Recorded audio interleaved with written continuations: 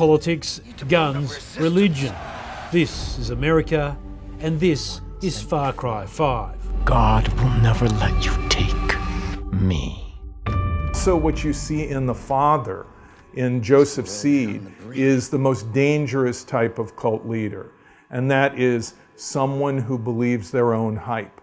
As the real world wrestles with mass shootings, gun control and constitutional rights, Far Cry 5 is released at a time of high tension in America. 3 years ago, when we pitched the game, the world was a very different place. I pitched this game and I said, I think that there's this character that believes there could be a calamity, this character that thinks that the end of the times is coming, and everybody was like, that's not believable, it's not gonna happen.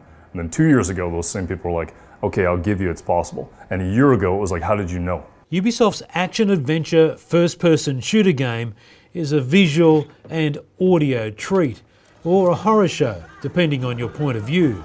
Oh, and there's a thresher in the front. You can actually use it as a weapon and run over people and dice them up. So you're gonna see, there you go. Throw a little bit of blood. The game's opening theatrical scene dumps you right in the middle of a religious cult.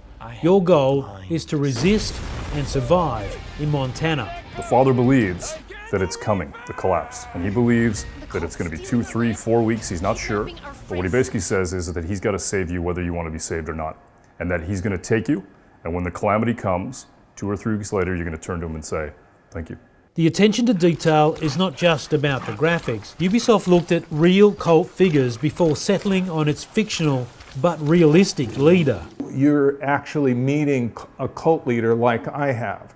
You're interacting with cult members as I have over the years. And I find that very fascinating. Rather than sitting back and watching the movie, you're part of the action. And that's what I find very interesting about consulting on this project. It's an all-American shooting solution. And I've got to say, a whole lot of fun. Yeah. Doesn't take much to make me happy. And this is great. It's cool. Just making it believable, but at the same time knowing that it's a piece of entertainment, that it's something that people can play, and making sure that we give the world credibility, but we understand that it's fantasy. But sometimes you just want to fish. We built an earnest story, we built bombastic moments, but if you say, I just want to fish for 5 hours, that's the way you play the game. Far Cry 5 is out this week, and it's sure to attract plenty of attention from gamers and anti-gamers in this politically charged climate.